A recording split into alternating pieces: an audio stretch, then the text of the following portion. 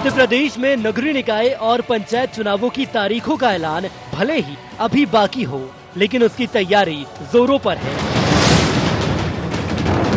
दोनों दल एक दूसरे को शिकस्त देने में जुटे हुए हैं। प्रदेश में नगरीय निकाय चुनाव 2 चरणों में और पंचायत चुनाव 3 चरणों में होने जा रहे हैं। राज्य निर्वाचन आयोग अब कभी भी चुनाव की तारीख का ऐलान कर सकता है। वहीं निकाय चुनाव की तारीखों के ऐलान से पहले शिवराज सरकार सौगातों की बारिश करने जा रही है।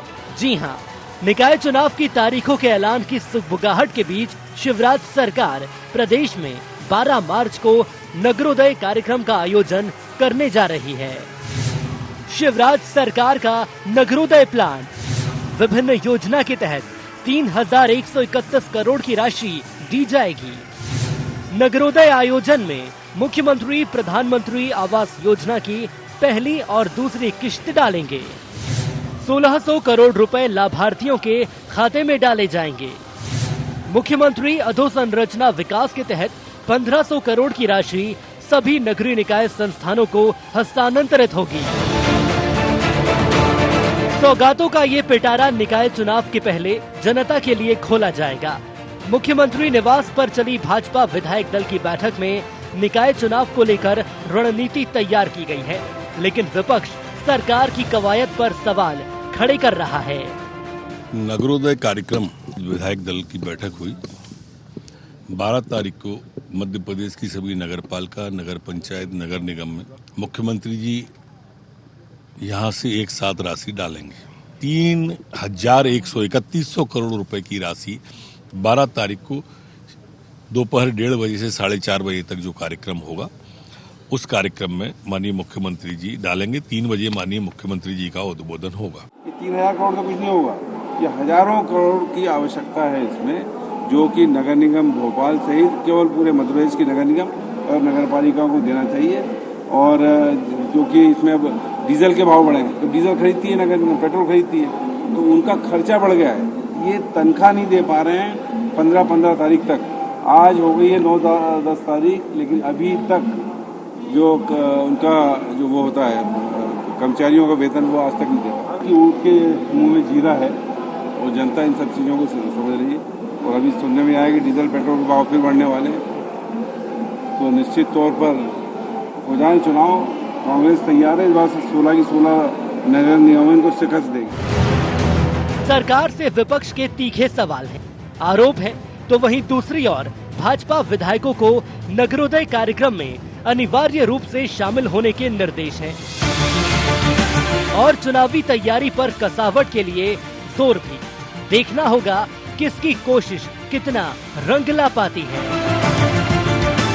Bureau report, IND 24।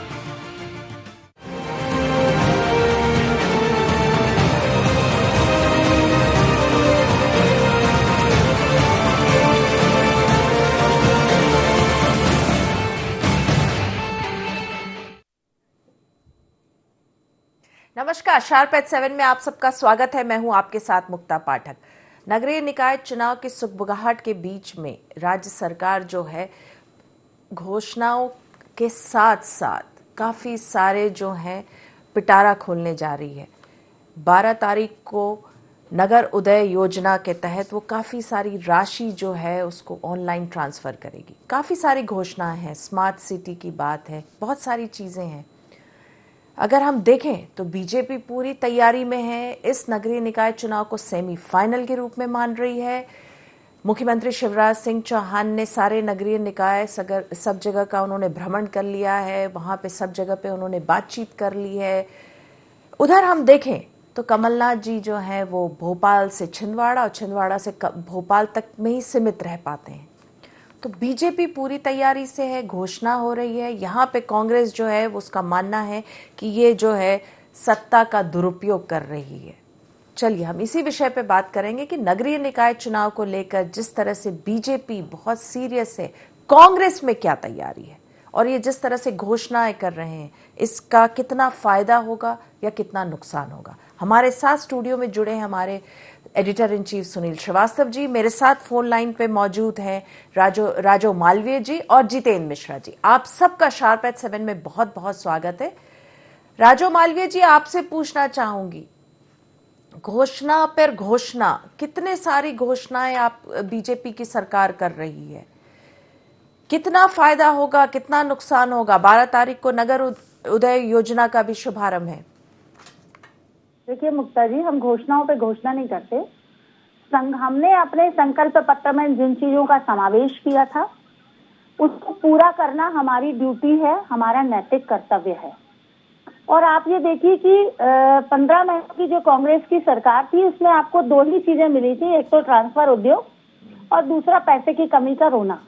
लेकिन जैसे ही हमारी सरकार आई, हमने 7वें दिन ही किसानों के फसल बीमा की प्रीमियम राशि जमा की, हमने शहरिया बहनों के लिए पोषण आहार की राशि जमा की, हमने स्व सहायता समूहों के लिए राशि जमा की। तो ये तो सीधी सीधी बात है, नजर बदल गई तो नजारे बदल गए, किश्ती का रुख बदला तो किनारे बदल गए। हमारी नीति बहुत स्पष्ट है, हमारी नीयत बहुत साफ है और हमारे कार्य जो निर्धारित हैं वो होने हैं। इसलिए आप इसे अगर पूरा आप जिस दिन हमने हमारे माननीय मुख्यमंत्री जी ने शपथ ली थी तब से लेकर के आज तक का यदि आप पूरा कार्यकाल देखेंगे तो आपको ध्यान में आएगा कि हम लगातार काम कर रहे हैं। जहां भी पैसे की जरूरत है उन जगह पैसे भी दे रहे हैं। जो योजनाएं सरकार ने बंद कर दी थी उन योजनाओं को हमने पुनः चालू भी किया है और हमारे संकल्प पत्र में जिन चीजों का उल्लेख है उन चीजों की पूर्ति के लिए हम आगे भी बढ़ रहे हैं। इसलिए केवल ये कहा जाना कि केवल नगरीय निकाय के दृष्टिकोण से चुनावी घोषणाएं हैं, इस बात से मैं थोड़ी सी असहमत हूँ। चलिए, आप असहमत हैं, लेकिन मालवीय जी, राजू जी, यही उपचुनाव जब था 28 सीटों पे, विधानसभा सीटों में उपचुनाव था, तो उस समय भी हम लोगों ने देखा था कि बहुत सारी घोषणाएं हुई थी, बहुत सारी राशि बांटी गई थी। यही चीज अब फिर से हो रही है। नहीं, यदि आप कहते हैं कि उस समय की घोषणाओं के बाद, उस राशि के बांटने के बाद अगर हमने अब राशि बांटी तो फिर आपको ये दिखता कि इसमें एक दृष्टि है कि चुनाव को देखकर, लेकिन हमारा काम तो रुका ही नहीं। आप देखिए, हर हफ्ते माननीय मुख्यमंत्री जी हमारी जो किसान सम्मान निधि की राशि है वो दे रहे हैं। हर हफ्ते लगभग 150 करोड़ रुपए की राशि स्व सहायता केंद्र के लिए दी जा रही है। तो ऐसे सभी कामों के लिए, चाहे वो फसल बीमा हो, चाहे सम्मान निधि हो, चाहे बहनों के लिए ऋण की बात हो, चाहे अन्य चीज की बात हो, हम तो लगातार राशि डाल रहे हैं। इसलिए ये कहा जाना कि हम चुनाव के लिए डाल रहे हैं, ये तो कहीं उपयुक्त नहीं। चलिए, चुनाव से लिंक नहीं है आपका ये मानना है। जितेंद्र मिश्रा जी, आप कैसे देखेंगे? हमको मालूम है जन्नत की हकीकत मुक्ता जी, दिल बहलाने के लिए ख्याल अच्छा है। ये जो अभी राजू मालवीय जी कह रही थी, इसका यथार्थ से क्या वास्ता है ये आप भी समझ रहे हो, हम भी समझ रहे हैं। चुनाव आ गया है तो सारी योजनाएं दिखने लगी, चुनाव चला जाएगा तो वो सारी योजनाएं जुमले साबित हो जाएगी। आपने देखा कि अभी जो बजट आया उसमें किसको क्या दे दिया इस सरकार ने। चुनाव आ गया तो ये घोषणा पे घोषणा करने की बात कर रहे हैं। आप ये देखिए, 15 साल सरकार में रहने के बाद, 1 साल से पुनः सरकार में आने के बाद 16 वर्षों में यदि आप नगरीय निकाय के चुनाव में लोगों से कह रहे हैं कि बिजली, पानी, सड़क की व्यवस्था करेंगे, मूलभूत सुविधाएं प्रदान की जाएंगी, तो शर्म आना चाहिए सरकार को। 16 सालों में ये मूलभूत सुविधाएं भी नहीं प्रदान कर पाई। आज बात करने को कुछ भी कर लीजिए। जिन योजनाओं की बात राजू मालवीय जी कर रही थी, मात्र 1000 रुपए का बजट अलॉटमेंट उसको किया गया। समझ में आ रहा है इनकी नीयत खराब है, इनकी नीति गलत है। क्योंकि चुनाव आ गया, पहले तो उन्होंने चुनाव को लगातार टालने का प्रयास किया, कई कोरोना का बहाना बनाया, कई दूसरी चीजों का सामने लेकर के कि किसी तरीके से चुनाव को टाला जा सके। क्योंकि मध्य प्रदेश में इस समय भारतीय जनता पार्टी की सरकार की हालत क्या है, यहाँ पे रोकूंगी आपको जितेंद्र जी। अगर चुनाव टालने की बात आप कह रहे हैं तो सबसे पहले तो चुनाव कांग्रेस ने टाला। जब आप लोग सत्ता में आए थे, आप ही लोगों ने टाल दिया था, आगे बढ़ा दिया था। नहीं, देखिए, आज कोरोना की बात करके ये नगरीय निकाय के चुनाव क्यों टाले गए? हमने जब कहा था कि कोरोना आ गया, जब इनकी समझ में नहीं आ रहा था, ये कह रहे थे कांग्रेस की सरकार कोरोना का डराना बता रही है। देखा आपने किसी विकराल रूप में महामारी ने मध्य प्रदेश में पैर पसारे। आज ये कोरोना की बात कर रहे, चलिए टालने का आपने प्रयास किया। विधानसभा के उपचुनाव में आपने कोरोना नहीं देखा, तब तो आपको बड़ी जल्दी थी कि उपचुनाव करा लिए जाए। असल में मुक्ता जी है क्या, शिवराज सिंह जी की जो घोषणाएं हैं उन पर जनता को विश्वास नहीं रहा। आपने देखा किस तरीके से पूरे देश में किसान एकत्र हो रहा है, क्योंकि किसान के लिए तो जीवन मरण का प्रश्न है।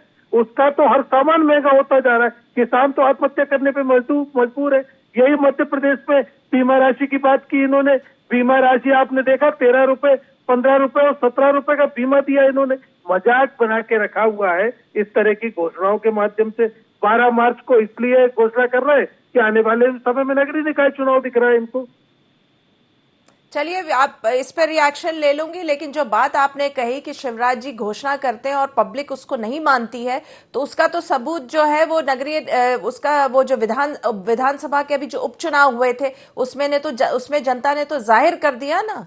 ज्यादा मैक्सिमम सीट्स तो बीजेपी के खाते में गई। मतलब बीजेपी मान रही है शिवराज जी जो घोषणा कर रहे हैं उस पे कहीं ना कहीं जनता का तो विश्वास है। चलिए, इस पे रिएक्शन ले लेंगे, हम बात कर लेंगे शार्प एट 7 में। वक्त हो चला एक बहुत छोटे से ब्रेक का। राजो मालवीय जी, जितेंद्र मिश्रा जी, आप बने रहिएगा फोन लाइन पे, हम जल्द ही हाजिर होते हैं एक छोटे से ब्रेक के बाद।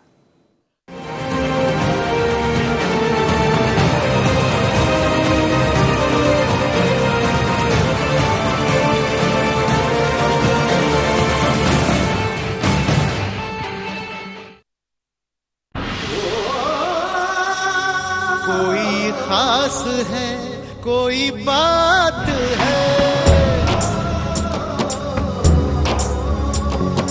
कमला पसंद। जीते दुनिया हर बाजी जीते, हर अदा में शाही अंदाज है। कमला पसंद पान मसाला, शाही स्वाद, शाही अंदाज, स्वाद में हमेशा 2 कदम आगे।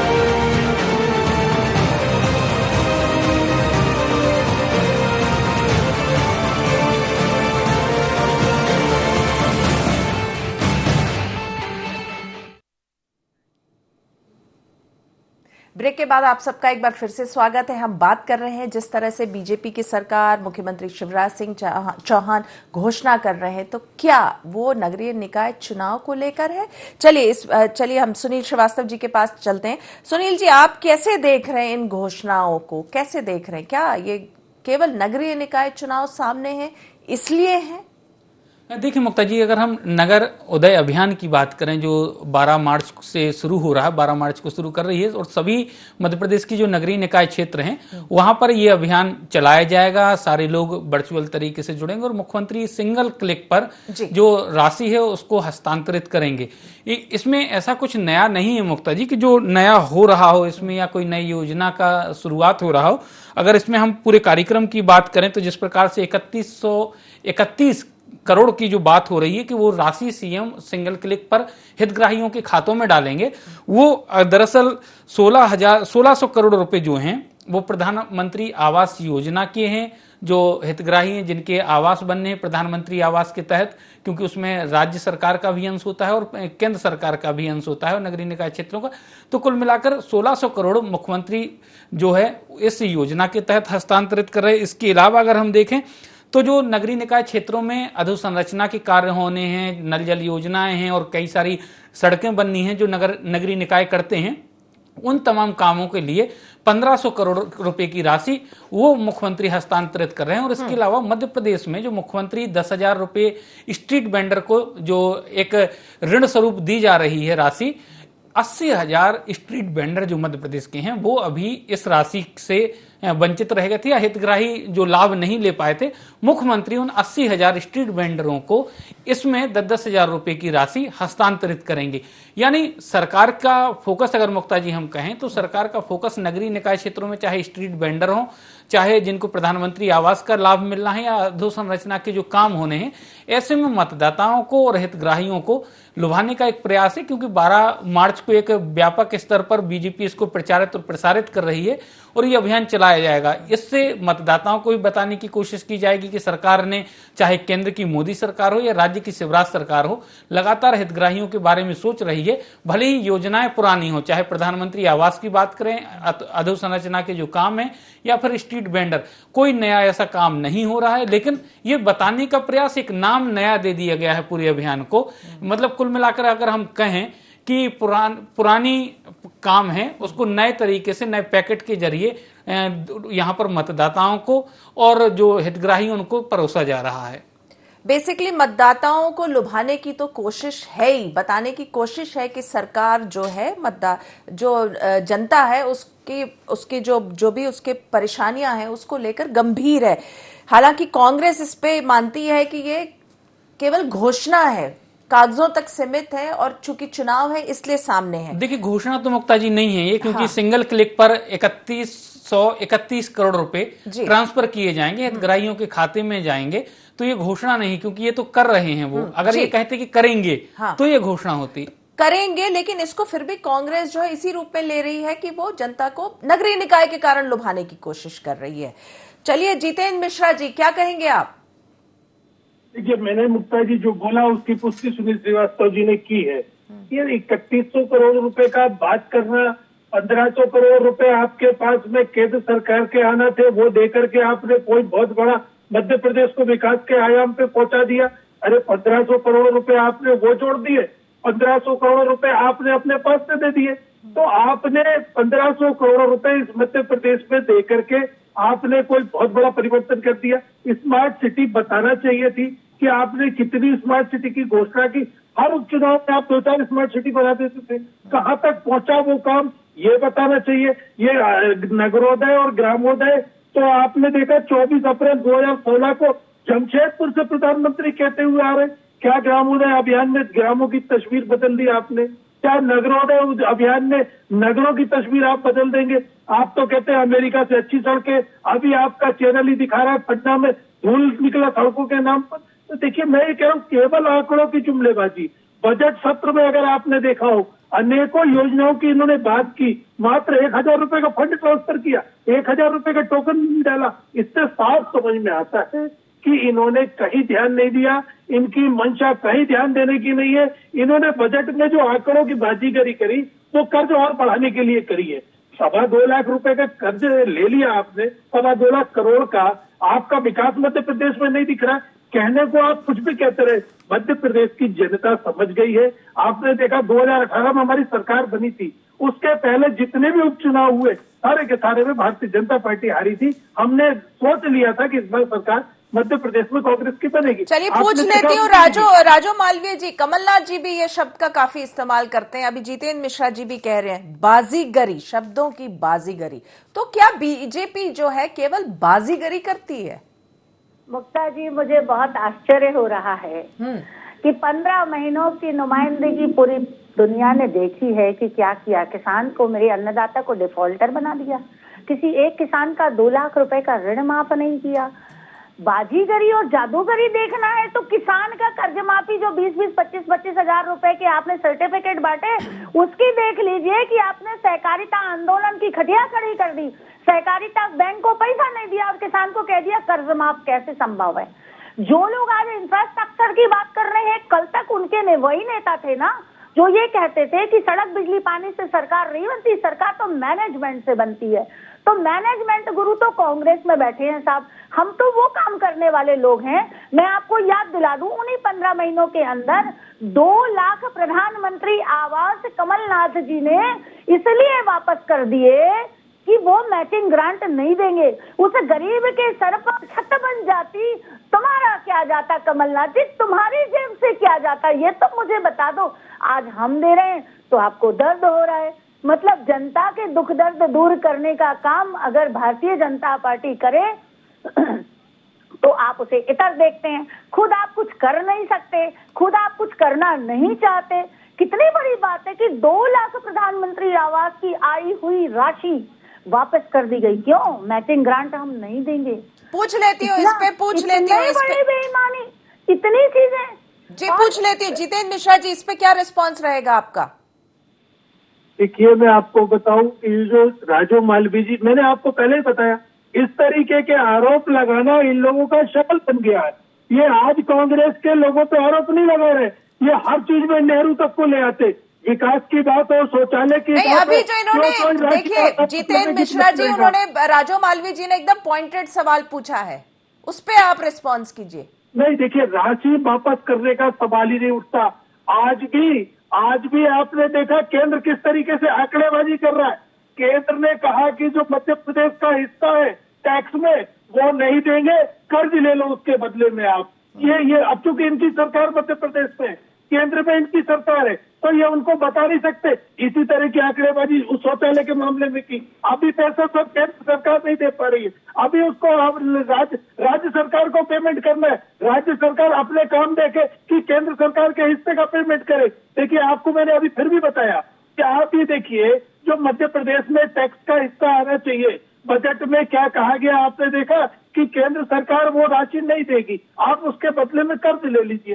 तो इस तरह के आंकड़ों में मध्य प्रदेश को उलझाना ये केंद्र सरकार का काम रहा है, और खासतौर से जहां पर केंद्र में राज्यों में भाजपा की सरकार नहीं है, वहां तो इस तरह की चीजें आपके सामने पेश कर दी जाती। अभी तो ताजा उदाहरण देखा आपने बजट में, मध्य प्रदेश को क्यों नहीं मिलना चाहिए, मध्य प्रदेश के टैक्स का हिस्सा 1 रुपया केंद्र देने को तैयार नहीं है। राजू मालवीय जी सवाल करें केंद्र सरकार से कि हमारा हिस्सा हमें क्यों नहीं मिल रहा है, और हम कर्ज ले लें। तो केंद्र सरकार का कहना है कि आपका जो हिस्सा है टैक्स का, उसका आप कर्ज ले लीजिए। ये कौन सा न्याय है राज्य सरकारों के साथ इस तरह के आंकड़े पेश करके? जी, पूछ लेती हूँ राजू मालवीय जी, कर्ज को लेकर तो देखिए आप लोग की सरकार घिरती नजर आ रही है, बार बार जो है ये आरोप लग रहा है कि आप लोग बहुत ज्यादा कर्ज ले रहे हैं। मुक्ता जी, पहली बार कर्ज नहीं लिया गया, कर्ज तो अनेकों बार लिया है, और आप इस वर्ष को तो सिर्फ इस रूप में पूरी दुनिया ने देखा है कि कम से कम मानवता जीवित रहे। कोरोना जैसी महामारी में किस किस तरह की व्यवस्थाएं सुविधाएं की गई, उसका एक ही उद्देश्य था, केवल जान सुरक्षित रहे। उसको सुरक्षित रखने के लिए केंद्र की सरकार ने, प्रदेश की सरकार ने बहुत कोशिशें की। केंद्र ने जीडीपी का 10% राशि केवल कोरोना महामारी से बचाव के लिए खर्च की, और आज अगर कोई परिस्थिति आई है तो स्वाभाविक रूप से केंद्र और हमारे बीच का विषय है, हम अपना जो हिस्सा है वो हम उस दिशा में भी बात करेंगे, और जो राशि वहां पर खर्च हुई है वो भी हमारी जानकारी में है। अगर कर्ज भी हम ले रहे हैं तो प्रदेश के विकास के लिए ले रहे हैं, किसी का घर भरने के लिए नहीं ले रहे हैं, या उसको हड़प जाने के लिए नहीं ले रहे हैं। ये तो वो लोग हैं जिन्होंने कहा 51,000 देंगे बेटी के कन्यादान में, किसी एक बहन को दिया हो तो बता दें, उनको तो धरने आंदोलन करने पड़े। अभी आप चर्चा कर रही थी तो चुनाव की बात हो रही थी, भैया चुनाव तो तुम्हारे हिस्से का था, नवंबर 2020 में तुमको चुनाव करा देना चाहिए था, क्यों नहीं कराया तुमने भैया?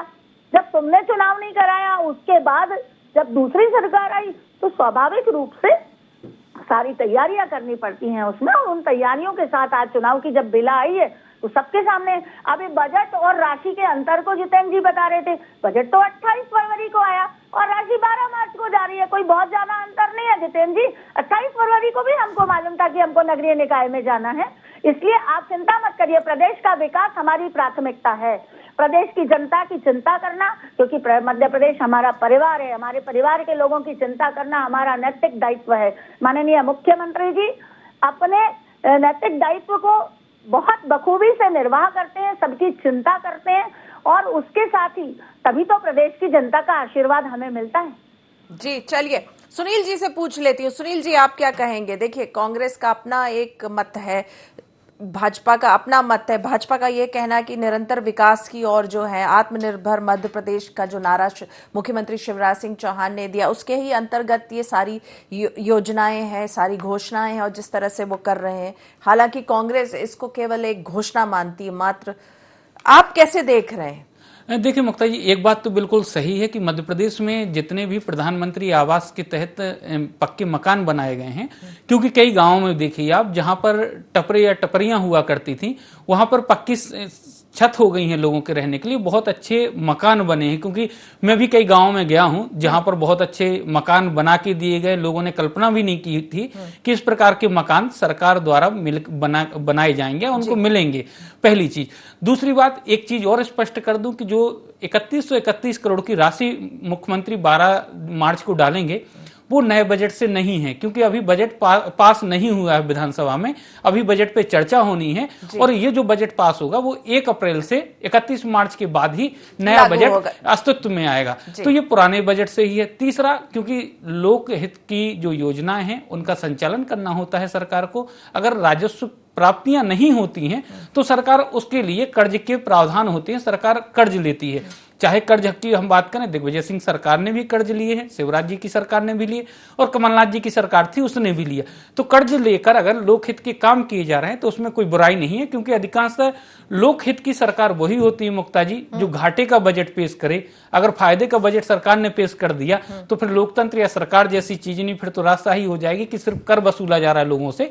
तो कुल मिलाकर ये सारी चीजें लोकहित के लिए करनी पड़ती हैं और कर्ज भी एक समय सीमा में या तय मापदंडों के अनुसार ही मिलता है सरकार को। ऐसा नहीं कि वो अपनी मनमर्जी से कर्ज ले सके। तो सरकारी योजनाओं का क्रियान्वयन करने के लिए पैसे की आवश्यकता होती है और पैसे के लिए सरकार बैंकों पर या फिर कर्जे पर निर्भर है। ये बात सही है मुक्ता जी। बिल्कुल सुनील जी, आपका बहुत बहुत धन्यवाद। राजू मालवीय जी, जितेंद्र मिश्रा जी, आप दोनों का भी धन्यवाद। आपने शार्प एट 7 के इस डिस्कशन में हिस्सा लिया। समय की कमी है, हम बात कर रहे थे किस तरह से नगरीय निकाय चुनाव की सुगबुगाहट है और उस बीच में जिस तरह से राज्य सरकार, मुख्यमंत्री शिवराज सिंह चौहान लगातार जो है लोकहित की घोषणाएं और योजनाएं जो है वो कर रहे हैं, उसको लेकर कहीं ना कहीं कांग्रेस के मन में ये है कि ये सब जो है चुनाव को लेकर है। हालांकि बीजेपी का ये कहना है कि जिस तरह से आत्मनिर्भर मध्य प्रदेश का नारा मुख्यमंत्री ने दिया है, ये सारी योजनाएं ये सब उसी के तहत है।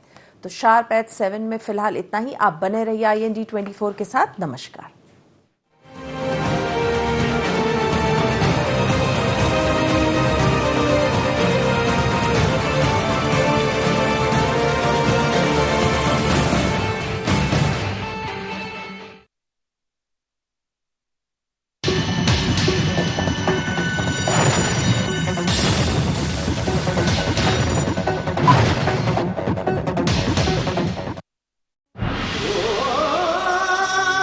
कोई खास है, कोई बात है,